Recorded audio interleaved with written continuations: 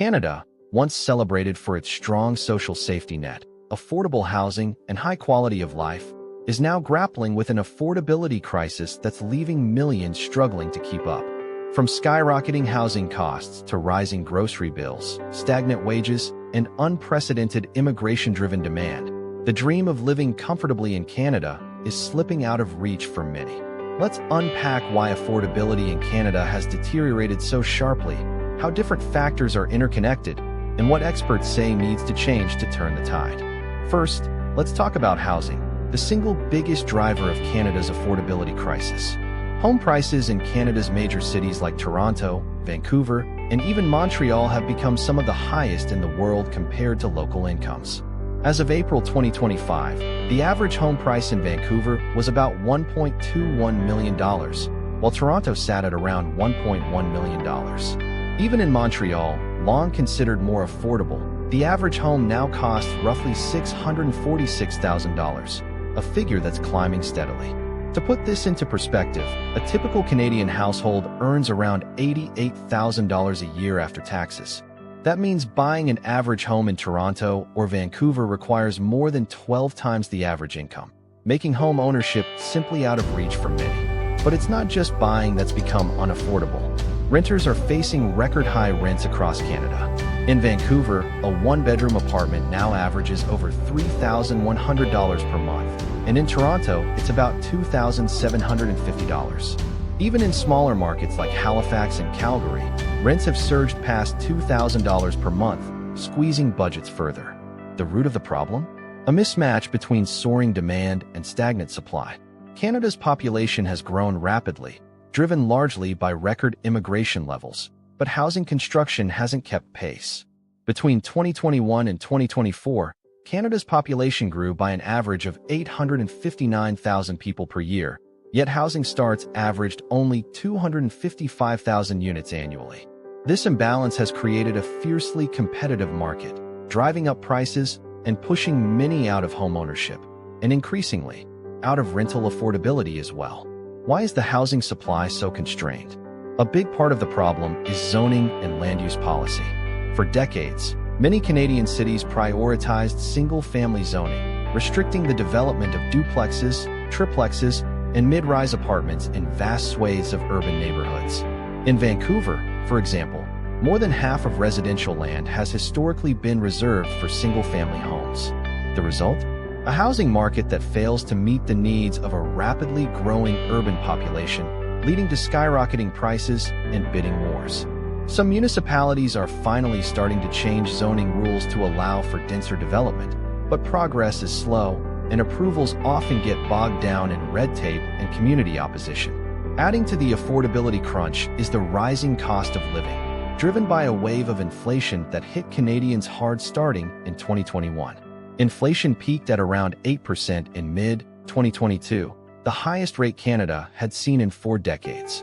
Prices for essentials like food, transportation, and utilities soared. Grocery prices, for instance, rose by more than 10% in 2023, and even by early 2025, food prices are still up nearly 4% from the previous year. Canadians are feeling the squeeze at the checkout counter every week. And while headline inflation has started to ease, many prices remain stubbornly high, leaving households with little relief. It's the cumulative effect that's hurting the most. When prices jump by 8% one year and 4% the next, you don't go back to the old price. You're stuck paying significantly more than before. Transportation and energy costs have also contributed to the crunch. Gasoline prices, for instance, hit record highs in 2022, with some cities like Vancouver seeing prices above $2 per liter. Although prices have eased somewhat, fuel costs remain elevated compared to pre-pandemic levels. Meanwhile, carbon taxes have added extra cents to every liter of gasoline, compounding the burden for commuters and businesses alike. Home energy bills, whether for heating oil, natural gas, or electricity, have also risen, driven by global supply issues, carbon pricing, and aging infrastructure. While costs have risen dramatically, wages have struggled to keep pace. During the inflation surge, wage growth lagged behind, effectively reducing Canadians' real purchasing power. In 2023, wages finally started to grow at around 5% per year, slightly ahead of inflation. But for most workers, that only made up for earlier losses. The median after-tax household income has barely budged in real terms since before the pandemic, sitting around $74,000 in 2023, roughly the same as it was in 2019 when adjusted for inflation. This means that while Canadians are working hard, many are not getting ahead. The situation is particularly tough for renters and young families. In 2024, nearly 40% of Canadians said they were very concerned about their ability to afford housing. Many have turned to food banks or community programs to help make ends meet. Even though unemployment rates have stayed low, a record number of Canadians, about 1.1 million people, are now working multiple jobs just to cover basic expenses. For newcomers to Canada, the situation can be even harder. Many new immigrants land in big cities where housing is the most expensive, and they face steep competition for limited rental units. Another major factor driving demand is record-high immigration. Canada's policy of welcoming around 500,000 new permanent residents per year has helped fill labor shortages and kept the economy growing. But it's also placed enormous pressure on housing and infrastructure. Between 2022 and 2024, population growth outpaced housing starts by a factor of 3. While immigrants contribute significantly to the economy and cultural vibrancy, they also need places to live, schools, hospitals, and transit, all of which are already strained in many communities. In places like Toronto and Vancouver, the influx of newcomers has intensified competition for homes and rentals, pushing prices even higher. In smaller cities, rapid population growth has driven up rents and stretched public services that weren't prepared for the surge.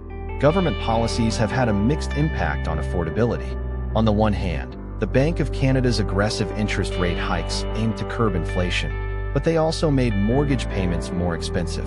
A typical mortgage payment on an average home now eats up around 60% of a household's income, up from about 45% a decade ago. In Vancouver, that figure is even higher, nearing 93%. This means that even as home prices have cooled slightly in some markets, the cost of carrying a mortgage remains historically high. Other government measures, like the federal ban on foreign buyers, have been largely symbolic. Foreign buyers account for only about 2% of home purchases nationwide, meaning that restricting their access has had little real impact on the housing market.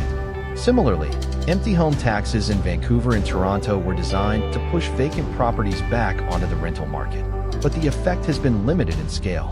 The core issue, Canada's decades-long underbuilding of new homes, remains largely unaddressed. Efforts to increase housing supply are finally underway, but they face big challenges.